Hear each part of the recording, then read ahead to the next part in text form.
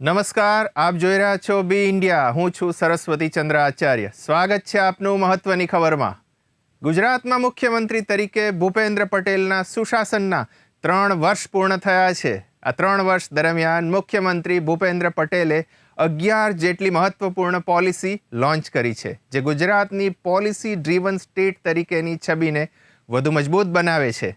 ગુજરાતની જનતાની સેવાના 3 વર્ષોમાં ભૂપેન્દ્ર પટેલ અને તેમની ટીમ ગુજરાતે દરેક ક્ષેત્રોમાં ઝડપી વિકાસને વેગ આપ્યો છે.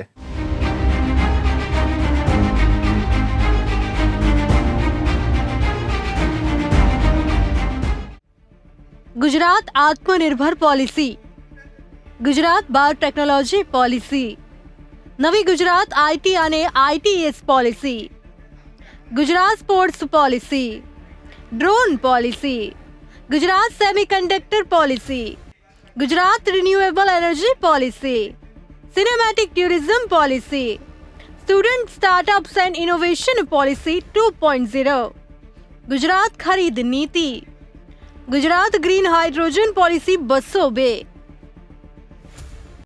13 સપ્ટેમ્બર 2021ના રોજ તેમણે ગુજરાતના મુખ્યમંત્રી તરીકેનો કાર્યભાર સંભાળ્યો હતો.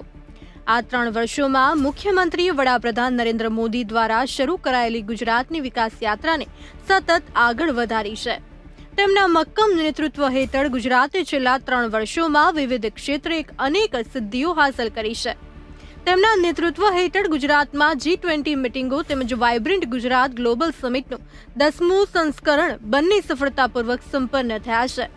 તેમના નેતૃત્વ હેઠળ આજે ગુજરાત દેશનું સેમિકન્ડક્ટર હબ અને રિન્યુએબલ હબ બનવાની દિશામાં આગળ વધી રહ્યું છે.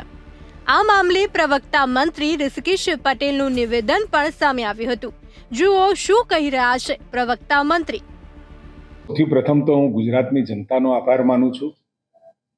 વખતો વખત અને ખૂબ લાંબા સમયથી ગુજરાતની જનતાએ ભારતીય જનતા પાર્ટી ઉપર વિશ્વાસ મૂક્યો અને એના પરિણામે સમગ્ર દેશની અંદર ગુજરાત રોલ મોડલ તરીકે ઉભરીને આવ્યું છે. અને એમાં પણ 2001થી 2014 સુધીમાં એવા શાસનકર્તાએ આપણા ગુજરાત ઉપર શાસન કર્યું અને ગુજરાતને એક નવી ઊંચાઈઓ પર પહોંચાડ્યું અને આજે દેશના સમગ્ર વિશ્વના નેતા બનીને ઉભરી આવ્યા છે. એવા નરેન્દ્રભાઈ મોદી સાહેબનું માર્ગદર્શન પ્રાપ્ત થયું અને સતત સ્ટેબલ સરકાર આપવા માટે ગુજરાતની જનતાએ વખતો વખત દર 5 વર્ષે જોયું. જ્યાં હતા ત્યાંથી ગુજરાતને નવી ઊંચાઈઓ ઉપર પહોંચાડવાનું કામ એ ગુજરાત સરકાર અને ભારતીય જનતા પાર્ટીએ કર્યું. અને પરિણામે આદરણીય નરેન્દ્રભાઈ પછી આદરણીય આનંદીબેન, આદરણીય વિજયભાઈ અને હવે આ 3 વર્ષથી આદરણીય ભૂપેન્દ્રભાઈની મક્કમ સરકારે વેગથી પ્રવેગને વિકાસમાં પરિવર્તિત કરવાનું કામ ભૂપેન્દ્રભાઈની સરકારે કર્યું છે. દરેક ક્ષેત્રની અંદર 5Gના સિદ્ધાંત ઉપર ગુણવંતું ગરવું ગુજરાત સાથે ગ્રીન ગ્લોબલ ગુજરાતના વિકાસના પાયા ઉપર જ્યારે ગુજરાત આગળ વધી રહ્યું છે ત્યારે અનેક ક્ષેત્રોની અંદર ગરીબો, વંચિતો, ખેડૂતો, મહિલાઓ, બાળકો, આદિવાસી વિસ્તાર અને જે લોકો છેવાડાના વિસ્તારમાં રહેતા લોકો માટે પણ અનેકવિધ યોજનાઓ થકી એક હોલિસ્ટિક એપ્રોચ સાથે ગુજરાતના ડેવલપમેન્ટ માટેના જે પ્રયાસો આ 3 વર્ષમાં થયા છે એ ભૂતકાળમાં આદરણીય નરેન્દ્રભાઈ મોદીના શાસનની જે વિકાસની યાત્રા હતી, લોકોના દુઃખોમાં સહભાગી થવાની યાત્રા હતી, એ યાત્રામાં અનેક નવા સોપાન ને નવા કદમ ઉમેર્યા છે. આપણું રાજ્ય પોલિસી ડ્રીવન સ્ટેટ તો હતું જ, પરંતુ આદરણીય ભૂપેન્દ્રભાઈની સરકારમાં 11 જેટલી નવી યોજનાઓ એટલે નવી પોલિસીઓ મૂકી અને ગુજરાતને આગળ વધારવાનું કામ કર્યું છે. આ યોજનાઓમાં આત્મનિર્ભર પોલિસી હોય, બાયોટેકનોલોજી પોલિસી, સ્પોર્ટ્સ, આઈટીની policy, drone policy, semiconductor policy driven સ્ટેટની અંદર દરેક બાબત, દરેક વિકાસ માટે, યોગ્ય રાહ માટે એની પોલિસીઓ બનાવી અને સરકારે અનેકવિધ આયામો સાથે ગુજરાતને વિકાસની નવી ઊંચાઈઓ તરફ લઈ જવાનું કામ કર્યું છે. અને ખાસ કરી ગુજરાતની જનતાનો આભાર એટલા માટે માનું છું, ગુજરાતે પોતે પોતાના ઉપર વિશ્વાસ મૂક્યો છે, એવી પાર્ટી ઉપર મૂક્યો છે, એવા નેતાઓ ઉપર મૂક્યો છે કે એમને વિશ્વાસ છે કે આવતા સમયમાં ગુજરાતનું ભલું અને એનો જો કોઈ વિકાસ કરી શકે તો એ કેવળ ને કેવળ ભારતીય જનતા પાર્ટી કરી શકે, અને એ વિશ્વાસને એમને સતત જાળવ્યો છે. એના પરિણામે આ 3 વર્ષમાં પણ થાક્યા વગર નિરંતર 24/7 ગુજરાતની ચિંતામાં અને ગુજરાતની પ્રજાની બહેતરીમાં યોગ્ય હોય એટલું અને જરૂર કરતાં પણ વધારે શું થઈ શકે એનો વિચાર અને વિકાસ કરી અને એ વિચાર અને વિકાસ બંને સાથે મૂકી અને એની ચિંતા આદરણીય ભૂપેન્દ્રભાઈ કરી છે. એટલે ભૂપેન્દ્રભાઈની સરકાર દ્વારા ગુજરાતના વિકાસના આયામોમાં કોઈ પણ કસર ના રહે એની ચિંતા આદરણીય ભૂપેન્દ્રભાઈએ કરી છે. 3 વર્ષમાં અનેક ક્ષેત્રે હાંસલ કરી સિદ્ધિઓ. ગુજરાતની જનતા માટે ગુણવંત ગુજરાત, ગ્રીન ગુજરાત, ગ્લોબલ ગુજરાત, ગતિશીલ ગુજરાત એમ 5G નો સમાવેશ કરતું સર્વગ્રાહી દિશા દર્શન કરનારું 3.32 લાખ કરોડનું બજેટ. વિકસિત ગુજરાત @ 2047નો રોડ મેપ બનાવનાર દેશનું પ્રથમ રાજ્ય બન્યું Gujarat. Vibrant Gujarat global summit 2024ના 10મા સંસ્કરણનું સફળ આયોજન. ઝીરો કેઝ્યુઆલિટી સાથે બીપરજોય વાવાઝોડાનો સામનો. ગુજરાતમાં સફળતાપૂર્વક 17મી G20 બેઠકોનું આયોજન. 2649 અમૃત સરોવરોનું નિર્માણ કાર્ય પૂર્ણ, લક્ષ્યાંકના 107%. મુખ્યમંત્રી કાર્યાલયને ISO 9001:2015 સર્ટિફિકેશન પ્રાપ્ત. મુખ્યમંત્રી કાર્યાલય દ્વારા અધિકૃત વોટ્સએપ ચેનલ કાર્યરત. સસ્ટેનેબલ ડેવલપમેન્ટ ગોલ્સ ઇન્ડેક્સમાં આરોગ્ય સુવિધા સુખાકારી ક્ષેત્રે ગુજરાત સતત બીજી વાર દેશમાં પ્રથમ. મુખ્યમંત્રી ભૂપેન્દ્ર પટેલે ગુજરાતમાં તેમના સુશાસનના 3 વર્ષ પૂર્ણ કર્યા છે.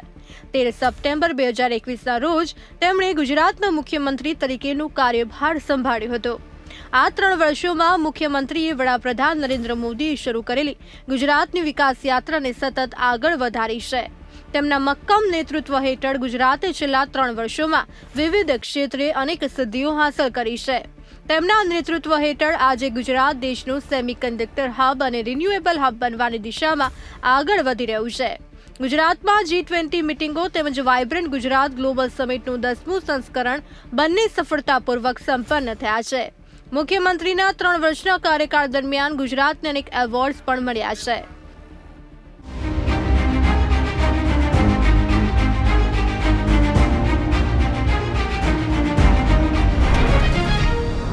મહત્વની ખબરમાં આગળ જોઈએ તો મુખ્યમંત્રી અરવિંદ કેજરીવાલને શુક્રવારે 13 સપ્ટેમ્બરે દિલ્હી લિકર પોલિસી સંબંધિત CBIના કેસમાં જામીન મળ્યા. કેજરીવાલ 177 દિવસ પછી જેલમાંથી બહાર આવશે. કોર્ટે જામીન માટે એ જ શરતો લાદી છે જે ઈડી કેસમાં જામીન આપતી વખતે લાદવામાં આવી હતી. 2 તપાસ એજન્સીઓ ઈડી અને CBIએ કેજરીવાલ સામે કેસ નોંધ્યો છે. ઈડી કેસમાં તેમને 12 જુલાઈએ સુપ્રીમ કોર્ટમાંથી જામીન મળ્યા હતા. આપ દ્વારા આ નિર્ણયને સત્યની જીત ગણાવાયો છે. એન્ફોર્સમેન્ટ ડિરેક્ટરેટ ઈડીએ 21 માર્ચે દારૂ નીતિ કેસમાં તેની ધરપકડ કરી હતી. બાદમાં તારીખ 26 જૂને CBIએ તેમને જેલમાંથી કસ્ટડીમાં લીધા હતા. જુઓ કોર્ટે કઈ શરત પર આપ્યા જામીન.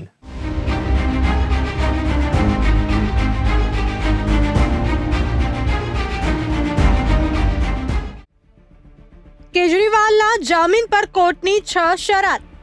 કેજરીવાલને કડક શરતોને આધીન અપાયા જામીન. કેજરીવાલ મુખ્યમંત્રી કાર્યાલય જઈ શકશે નહીં. અરવિંદ કેજરીવાલ કોઈ પણ સરકારી ફાઇલ પર સહી કરી શકશે નહીં. કેસ સંબંધિત કોઈ જાહેર ચર્ચા કરી શકશે નહીં. તપાસમાં અવરોધ કે સાક્ષીઓને પ્રભાવિત કરવાનો પ્રયાસ કરી શકાશે નહીં. જરૂર પડે કોર્ટમાં રહેવું પડશે હાજર, તેમજ તપાસમાં પણ સહકાર આપવો પડશે. 10 લાખના જામીન બોન્ડ પણ ભરવા કરાયો આદેશ. કેજરીવાલની 21 માર્ચે ઈડી દ્વારા ધરપકડ કરવામાં આવી હતી. 10 દિવસની પૂછપરછ બાદ તેમને 1 એપ્રિલે તિહાડ જેલમાં મોકલી દેવામાં આવ્યા હતા. 10 મેના રોજ તેમને લોકસભા ચૂંટણીના પ્રચાર માટે 21 દિવસ માટે મુક્ત કરવામાં આવ્યા હતા. 51 દિવસ જેલમાં રહ્યા બાદ તેમને મુક્ત કરવામાં આવ્યા હતા. 2 જૂને કેજરીવાલે તિહાડ જેલમાં આત્મસમર્પણ પણ કર્યું હતું. જો કેજરીવાલ આજે એટલે કે 13મી સપ્ટેમ્બરે મુક્ત થાય તો તેઓ કુલ 177 દિવસ જેલમાં હશે, જેમાંથી તે 21 દિવસ માટે વચગાળાના જામીન પર રહ્યા હતા. એટલે કે કેજરીવાલે અત્યાર સુધીમાં કુલ 156 દિવસ જેલમાં વિતાવ્યા છે. દિલ્હીના સીએમે આ ધરપકડને ગેરકાયદે ગણાવીને જામીન અરજી કરી હતી. 5 સપ્ટેમ્બરે છેલ્લી સુનાવણીમાં કોર્ટે નિર્ણય સુરક્ષિત રાખ્યો હતો. 2 તપાસ એજન્સીઓએ કેજરીવાલ સામે કેસ નોંધ્યો છે. દિલ્હીના સીએમને ઈડી કેસમાં 12 જુલાઈએ સુપ્રીમ કોર્ટમાંથી આજે જામીન મળી ગયા છે. કેજરીવાલને જામીન મળતા જ મનીષ સિસોદિયાએ શું કહ્યું, આવો સાંભળીએ. दिल्ली के लोकप्रिय मुख्यमंत्री अरविंद केजरीवाल जी की रिहाई बेल के संबंध में जो आज फैसला दिया है वो कई मायने में महत्वपूर्ण है. सबसे पहले तो निश्चित रूप से आम आदमी पार्टी के लिए, दिल्ली सरकार के लिए, हम सब के लिए, हम सब के परिवारों के लिए ये बहुत बड़ी राहत की बात है, बहुत भावुक क्षण है कि हमारे भाई, हमारे प्रिय नेता, हमारे गुरु, राजनीतिक गुरु अरविंद केजरीवाल जी भारतीय जनता पार्टी के तमाम कुचक्रों के बाद बाहर आएंगे. उनकी तमाम साजिशें रखी की रखी रह जाएंगी भारतीय जनता पार्टी वालों की. लेकिन साथ साथ बात सिर्फ केजरीवाल जी की जमानत की नहीं है. आज माननीय सुप्रीम कोर्ट ने भारतीय जनता पार्टी को भी एक बहुत बड़ा संदेश दिया है कि तुम्हें अपनी तानाशाही बंद करनी पड़ेगी. आज माननीय सुप्रीम कोर्ट का आदेश भारतीय जनता पार्टी के मुंह पे एक कड़ा तमाचा है कि आप एजेंसियों का दुरुपयोग कर रहे हो. आपने एजेंसियों को अपना केज पैरेट बना के रखा हुआ है. ऑनरेबल सुप्रीम कोर्ट ने बहुत साफ शब्दों में कहा कि सीबीआई केज पैरेट की तरह से काम कर रही है. माननीय सुप्रीम कोर्ट का यह फैसला सिर्फ पार्टी, सरकार या व्यक्ति के लिए, हमारे लिए महत्वपूर्ण नहीं है. केवल देश के आम आदमी को ऑनरेबल सुप्रीम कोर्ट का साफ संदेश है, साफ भरोसा है कि आप चिंता मत करो. अगर कोई तानाशाही चलाएगा, अगर कोई एजेंसियों का दुरुपयोग करेगा तो देश का संविधान उसकी रक्षा के लिए है. संदेश साफ है ऑनरेबल सुप्रीम कोर्ट का कि तानाशाही के खिलाफ देश का संविधान हर आम आदमी के लिए रक्षा के लिए है. और भारत में अगर किसी की चलेगी, ना तानाशाही की चलेगी, ना सीबीआई की चलेगी, ना ईडी की चलेगी, ना इनके तानाशाही कानूनों की चलेगी. भारत में अगर किसी की चलेगी तो देश के संविधान की चलेगी. અરવિંદ કેજરીવાલને જામીન મળતા જ આપ દિલ્હીમાં ભવ્ય ઉજવણી કરવામાં આવી હતી. સાથે જ તેમની પત્ની લાડુ વિતરણ કરતા પણ નજરે પડ્યા હતા. આપના નેતા મનીષ સિસોદિયાએ કહ્યું કે અમારા માટે આ ભાવનાત્મક ક્ષણ છે કે અમારા ભાઈ અને રાજકીય ગુરુ અરવિંદ કેજરીવાલ બીજેપી દ્વારા ઘડવામાં આવેલા તમામ ષડયંત્રોમાંથી બહાર આવવાના છે. સુપ્રીમ કોર્ટે ભાજપને સંદેશો આપ્યો છે કે તેમની તાનાશાહી બંધ કરવી પડશે. સુપ્રીમ કોર્ટે સ્પષ્ટ શબ્દોમાં કહ્યું કે સીબીઆઈ પાંજરામાં બંધ પોપટની જેમ કામ કરી રહી છે. આ મામલે ભાજપ નેતા ગૌરવ ભાટિયાનું પણ નિવેદન સામે આવ્યું હતું. સાંભળો શું કહી રહ્યા છે ભાજપ નેતા ગૌરવ ભાટિયા. माननीय सर्वोच्च न्यायालय ने कट्टर बेईमान पापी आपके कन्वीनर अरविंद केजरीवाल को फिर से आईना दिखाया है. और ये जो आदेश पारित हुआ है, भ्रष्टाचारी कट्टर बेईमान अरविंद केजरीवाल को कंडीशनल बेल मिली है. कुछ पहलू आज का जो आदेश आया है उसको आपके समक्ष रखना बेहद जरूरी है. और ये कहना गलत नहीं होगा, जेल वाला सीएम अब बेल वाला सीएम हो गया है. और वो भी कैसी कंडीशनल बेल है वो भी मैं आपके समक्ष रखूंगा. और इस आदेश के आने के बाद सबसे पहले जो अहम है, अति आवश्यक है, दिल्ली की जनता की आवाज जो भारतीय जनता पार्टी उठाती रही है, अरविंद केजरीवाल को तुरंत चाहिए कि वो अपने पद से इस्तीफा दे दे। लेकिन बेशरम अरविंद केजरीवाल ऐसा करेंगे नहीं, क्योंकि अरविंद केजरीवाल में एक बूंद नैतिकता नहीं बची है। जो अरविंद केजरीवाल राजनीति में आकर कहते थे कि अगर किसी नेता पर आरोप लग जाए तो इस्तीफा दे दे, आज वो कंडीशनल बेल पाते हैं और तब भी 6 महीने तक किसी संवैधानिक पद पे कोई व्यक्ति बैठा हो, उसके लिए तो एक दिन अगर वो जेल चला जाए तो बहुत बड़ी बात होती है, इस्तीफा दे देना चाहिए। यहां 6 महीने तक जेल में रहकर आए और आज कंडीशनल बेल मिलने पर भी इस्तीफा नहीं दिया है। और यह कहना गलत नहीं होगा, भ्रष्टाचार युक्त सीएम अभियुक्त, अब वो अभियुक्त की श्रेणी में है। લીકર પોલિસી કેસમાં આપના તમામ નેતાઓને કોર્ટ દ્વારા જામીન પર મુક્ત કરાયા છે। જુઓ લીકર પોલિસી કેસમાં કેજરીવાલ, સંજયસિંહ, મનીષ સિસોદિયા કે કવિતાની ધરપકડ કરાઈ હતી। તમામ આરોપીઓને 100 દિવસથી વધુ જેલ કસ્ટડી બાદ જામીન પર મુક્ત થયા હતા। થોડા દિવસ અગાઉ જ મનીષ સિસોદિયા જેલ મુક્ત થયા હતા। ત્યારબાદ આજે ડબલ બેન્ચના જજે અરવિંદ કેજરીવાલને કડક શરતો સાથે જામીન આપ્યા છે।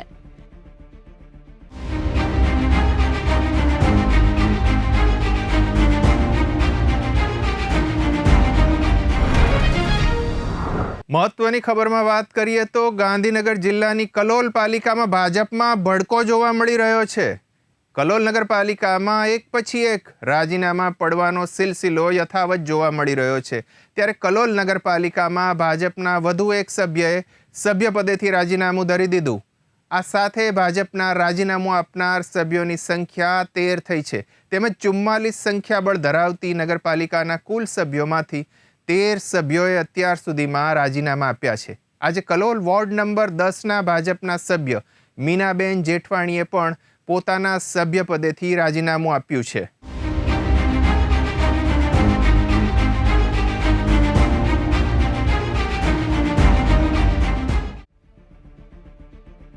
કલોલ નગરપાલિકામાં લાફાકાંડ મામલે સ્ટેન્ડિંગ કમિટીના ચેરમેન પ્રકાશ વરઘડે કલોલ પોલીસ સ્ટેશને ફરિયાદ નોંધાવવા માટે પહોંચ્યા છે।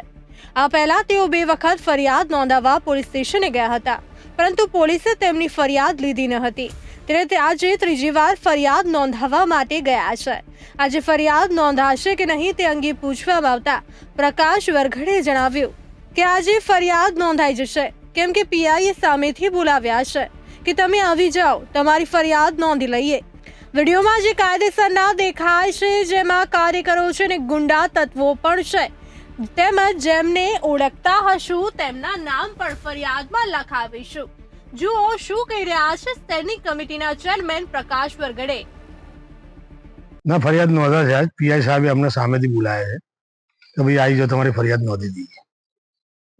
કઈ બાબતોમાં ફરિયાદમાં ઉમેરો કરશો? શું બાબત છે? ના, ઉમેરો શું, એ તો ઓપન વિડીયોમાં દેખાય જ છે, એમાં ઉમેરો શું કરવા? કોની સામે આક્ષેપો? આપશો જે વિડીયોમાં દેખાય છે કાયદેસરના, જે કાર્યકરો વિશે ગુંડા તત્વો છે એમની સામે ફરિયાદ કરીશું। ખાસ કરીને તમે જેને ઓળખતા છે એનું નામ લખાઈશું। ખાસ કરીને તમે આક્ષેપ મૂક્યો કે ટેન્ડરમાં રિંગ થઈ જાય, કઈ રીતે રિંગ થઈ જાય? જે રિંગ કરનારાને ખબર કઈ રીતે થઈ છે, અમને જાણવા મળ્યું એટલે અમે પબ્લિકના નગરપાલિકાના હિતમાં અમે નેગોશિએશન કરવા બેઠા, પણ એમાં ના થયું। કઈ કોઈના 15% હાલવાની વાત હતી, તો હવે એ તો હવે એ જોશે, પોલીસ ખાતું બી તપાસ કરશે એટલે ખ્યાલ આવી। કોને 15% આપવાની વાત હતી? એ જીને એ કોન્ટ્રાક્ટરે નામ નહીં દીધું। હા, આવો એ રીતે રિંગ થયેલી। રિંગ થયેલી હતી, એમાં કયા કોન્ટ્રાક્ટર એવું કીધું છે? તમે સંગઠનને કહ્યું, સંગઠને શું તમને જણાવ્યું? સંગઠનને બધું કીધું પણ રિસ્પોન્સ કઈ ના મળ્યો. શું કહે? આગળ તમારી શું પ્રક્રિયા છે? તમે ફરિયાદ વાવ કરશો પીએ સાહેબ બોલાવે તો ફરિયાદ કરશો કે કેમ? હા, ફરિયાદ કરવાની, ફરિયાદ દાખલ કરો. કલોલ નગરપાલિકાના સ્ટેન્ડિંગ કમિટીના ચેરમેન સાથે લાફાકાંડનો વિવાદ વધુ વકર્યો છે. કલોલ નગરપાલિકામાં ભાજપના 33માંથી 13 કોર્પોરેટર રાજીનામા આપતા રાજકારણ ગરમાયું છે. હજુ વધુ 7 કોર્પોરેટરના રાજીનામા આવે એવી શક્યતા સેવાઈ રહી છે.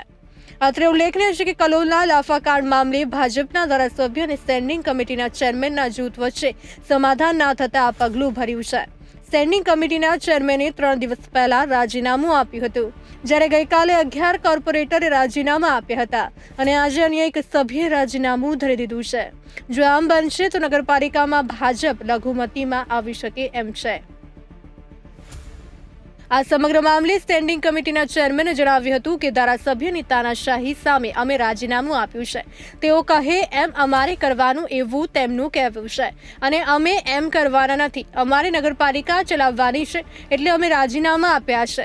મેં તો 3 દિવસ પહેલા જ રાજીનામું આપ્યું હતું, પણ મને ખબર પડી કે હજુ એ પાસ નથી થયું, એટલે મારી જોડે બીજા 2 કાઉન્સિલરે રાજીનામા આપ્યા છે અને બીજા 7 લોકો રાજીનામા આપશે. હવે અમે આ રાજીનામા પાછા ખેંચવાના નથી, પરંતુ પાર્ટીમાં રહીને જ કામ કરવાના છીએ. પાર્ટી છોડવાના નથી. મેં પહેલા પાર્ટીમાં વાત કરી હતી, પણ કોઈ રિસ્પોન્સ ન મળતા મેં સભ્યપદ અને ચેરમેન પદથી રાજીનામું આપ્યું છે. અત્યાર સુધીમાં 13 રાજીનામા પડ્યા છે અને હજુ 8-10 આવશે એવી અમને આશા છે. શહેર સંગઠનમાંથી પણ રાજીનામા પાઠવવાના છે.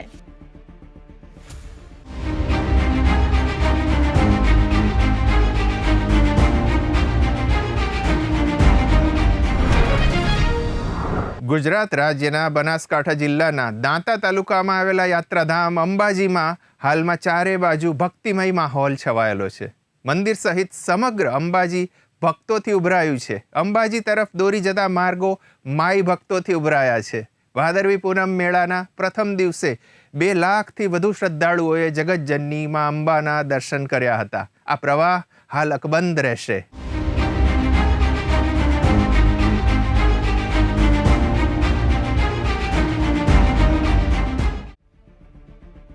અંબાજીમાં પ્રથમ દિવસે 2 લાખ શ્રદ્ધાળુઓ પહોંચ્યા બાદ મહાકુંભ મેળાના બીજા દિવસે પણ મોટી સંખ્યામાં શ્રદ્ધાળુઓ જોવા મળ્યા હતા.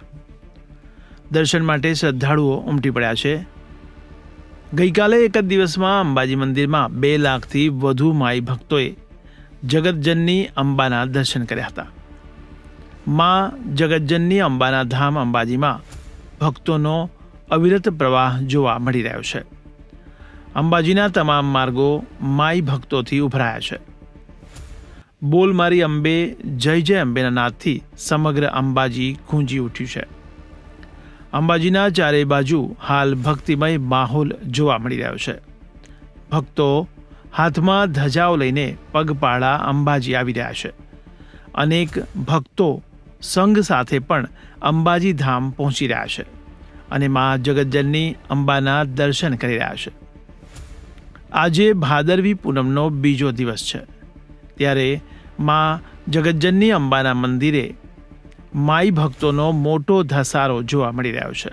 માતાજીની આરતી સવારે 6 કલાકે કરવામાં આવી હતી, ત્યારે દર્શન પથની રેલિંગો માઈ ભક્તોથી ઉભરાઈ રહી છે. ત્યારે માં જગતજનની અંબાના ચાચર ચોકમાં પણ માઈ ભક્તોની ભારે ભીડ જોવા મળી રહી છે. મહામેળાના પ્રથમ દિવસની અંબાજી મંદિર દેવસ્થાન ટ્રસ્ટ દ્વારા દૈનિક રિપોર્ટ અનુસાર સાંજના 5 વાગ્યા સુધી 1,93,220 માઈ ભક્તોએ મા અંબાના દર્શન કર્યા હતા અને 1,68,250 મોહનથાળ પ્રસાદના પેકેટનું વિતરણ થયું હતું. ત્યારે ચિક્કીના પેકેટ વિતરણ 1,930 થયા હતા. ત્યારે ભક્તોએ 1,000 ગ્રામ સોનાનું દાન કર્યું હતું. ભાદરવા સુદ નોમના મેળાના પ્રથમ દિવસે શક્તિપીઠ પગપાળા સંઘ નડિયાદની ધજા અંબાજી મંદિરના શિખર ઉપર ચઢાવવામાં આવી હતી. એ દરમિયાન બોલ મારી અંબેના નાદથી સમગ્ર અંબાજી મંદિર પણ ગૂંજી ઉઠ્યું હતું. નડિયાદથી અંબાજી આવતા પદયાત્રા સંઘ દ્વારા 27મા વર્ષે અંબાજી ખાતે માતાજીની ધ્વજા શિખર પર અર્પણ કરી ત્યારે વાજતે ગાજતે ઢોલ નગારા સાથે પુષ્પ વર્ષા કરતા ધજાને વધાવવામાં આવી હતી. 52 ગજની ધજા માતાજીના શિખરે અર્પણ કરવામાં આવી હતી.